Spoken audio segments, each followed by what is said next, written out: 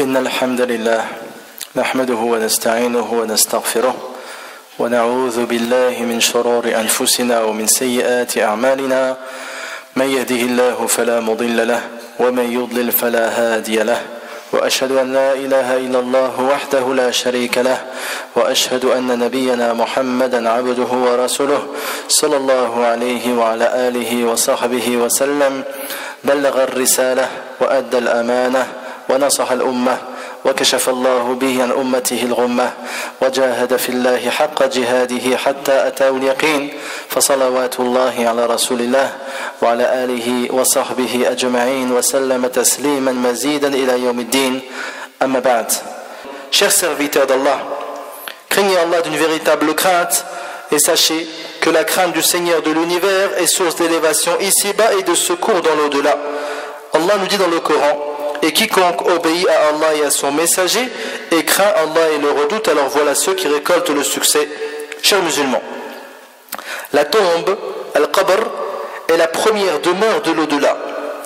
Si son occupant passe son épreuve et est sauvé de son châtiment, cela est le premier signe de sa victoire le jour de la résurrection et une preuve qu'il sera épargné de l'angoisse du jour du rassemblement et du châtiment du feu. Sachez que le délice de la tombe et son châtiment ont lieu sur le corps et l'âme, d'une manière que seul Allah Azza wa Jal connaît. Et cela est une chose basique de la religion que tout le monde connaît. Chaque musulman croit en Adhab al-Qabr. Les textes du Coran et de la Sunna sont très nombreux à ce sujet et ne renient cela qu'un individu égaré et perdu, plus proche de l'hérésie que de la foi. Et le prophète Mohammed sallallahu alayhi wa sallam, par souci pour sa communauté, a montré les différentes sortes de châtiments de la tombe, afin que les gens s'en protègent et y prennent garde. Sinon, la base est que chaque péché mérite un châtiment si son auteur ne se répand pas ou fait une bonne œuvre qui sera expiation pour la mauvaise ou que Allah Azza wa Jal lui pardonne. Et sachez que ceux qui commettent le moins de péchés sont ceux qui méritent le plus d'être épargnés du châtiment de la tombe. Comme celui qui commet beaucoup de péchés, il est probable qu'il subisse le châtiment dans sa tombe. Donc le châtiment de la tombe et le salut sont liés aux œuvres du serviteur. Allah nous dit dans le Coran: et qu'en vérité, l'homme n'obtient que le fruit de ses efforts et que son effort en vérité lui sera présenté le jour du jugement. Et il dit dans un autre verset: chacun étant tenu responsable de ce qu'il aura acquis. Chers croyants, parmi les plus célèbres causes du châtiment de la tombe, le colportage, al-namima, est le fait de ne pas se protéger de l'urine. Comme dans le hadith de Ibn Abbas, il nous dit que le prophète sallallahu alayhi wa sallam est passé devant deux tombes. Et il a dit: ces deux hommes enterrés sont actuellement châtiés. Et ils sont châtiés pourtant pour une chose facile à éviter. L'un des deux ne se purifiait pas de son urine et l'autre s'adonnait au colportage, al-namima, rapporté par Al-Bukhari au Muslim. Donc l'homme ne se protégeait pas de sa propre urine, c'est-à-dire que sa propre urine atteignait ses vêtements ou son corps. Et le second, il s'adonnait à la namima, le colportage. C'est le fait de rapporter des propos d'une personne à une autre pour créer une dispute entre les deux, et cela est un grand péché. Ikhwat al-Iman, chers frères et sœurs, parmi les péchés qui sont cause de châtiment de la tombe est cité dans les hadiths afin que les âmes croyantes cessent de commettre ces péchés et y prennent garde. Parmi ces hadiths, le hadith rapporté par l'imam al-Bukhari, le prophète sallallahu alayhi wa sallam a vu en songe que des peuples étaient châtiés, que certaines personnes étaient châtiées. Ensuite, le prophète sallallahu alayhi wa sallam a demandé aux anges qui l'ont emmené voir ces gens-là: qui sont ces gens-là? Et la réponse fut ainsi: le premier homme devant qui tu es passé et dont on fendait le crâne avec une pierre, c'est celui qui apprenait le Coran et refusait de le mettre en pratique et dormait à l'heure de la prière obligatoire. Quant à l'homme devant qui tu es passé et dont on sciait la bouche jusqu'à la nuque, ainsi que sa narine et son œil jusqu'à la nuque, c'est un homme qui sortait le matin de chez lui pour dire un mensonge qui se propageait jusqu'aux provinces lointaines. Pour ce qui est des hommes et des femmes nus qui se tenaient dans une fosse semblable à un four à pain, ce sont les fornicateurs et les fornicatrices. Et celui que tu as vu dans la rivière, à qui on jetait des pierres à la bouche, est celui qui se nourrit de riba, l'usure. Chers musulmans, il faut que ce hadith implante la crainte dans le cœur des gens, car à notre époque, beaucoup de gens sont éprouvés par ces péchés. Certains même commettent tous ces péchés à la fois. Donc celui qui dort au moment de la prière de l'aube, pourra-t-il supporter que son châtiment continuel soit le fait que sa tête soit brisée et fendue par des pierres? L'homme ici-bas, lorsqu'il est simplement blessé à la tête ou ailleurs, il souffre et appelle alors les secours et demande qu'on l'emmène à l'hôpital. Comment pourra-t-il alors supporter que sa tête soit continuellement brisée par les pierres pour une période inconnue, peut-être supérieure à plusieurs centaines, voire des milliers d'années? Et cela ne cessera pas tant qu'il sera dans sa tombe. Donc ceux qui dorment à l'heure de la prière de l'aube ne craignent-ils pas que leur tête soit brisée dans leur tombe? Mais malheureusement, beaucoup d'entre nous restent inconscients. Chers frères et sœurs, quant à celui qui ment, comme cela est dans le hadith, et dont le mensonge atteint les provinces lointaines, cet homme se verra scier la bouche jusqu'à la nuque, puis scier sa narine jusqu'à la nuque, puis scier son œil jusqu'à la nuque, puis l'autre côté de son visage sera scié ainsi. Donc voilà donc son châtiment dans sa tombe. Qui pourra donc supporter ce châtiment? Certaines personnes mentent et leur mensonge atteint les quatre coins du monde, surtout à notre époque, grâce aux nouvelles technologies et les différents moyens de communication comme la télévision, la radio, les journaux, l'internet, les téléphones portables. Avec tous ces moyens de communication, un mensonge peut être diffusé en quelques secondes. Et à notre époque, beaucoup de mensonges atteignent les contrées lointaines.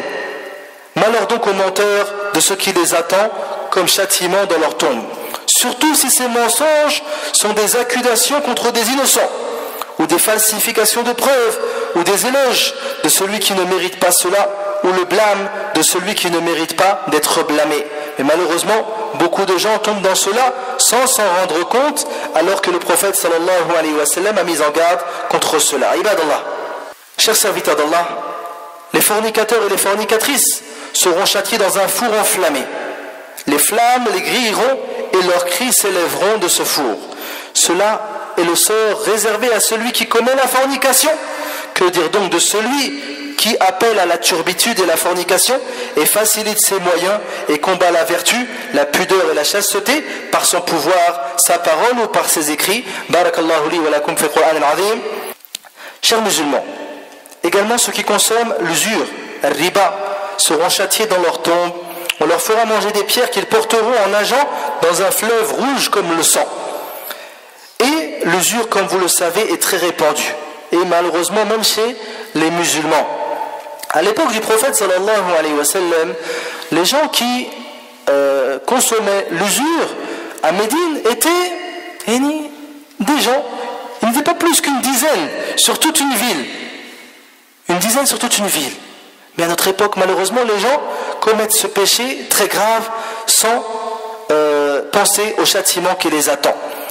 Donc beaucoup de musulmans ne se protègent pas de cela. Soit ils consomment l'usure, soit ils sont cause d'usure en empruntant. Et également, sont apparus des musulmans qui incitent d'autres musulmans à faire appel à l'usure. Walayadhu billah. Chers musulmans, Anas ibn Malik, radiyallahu anhu, nous dit que le prophète sallallahu alayhi wa sallam a dit: lors de mon ascension nocturne, je vis des gens aux ongles de cuivre avec lesquels ils déchiraient leur visage et leur poitrine.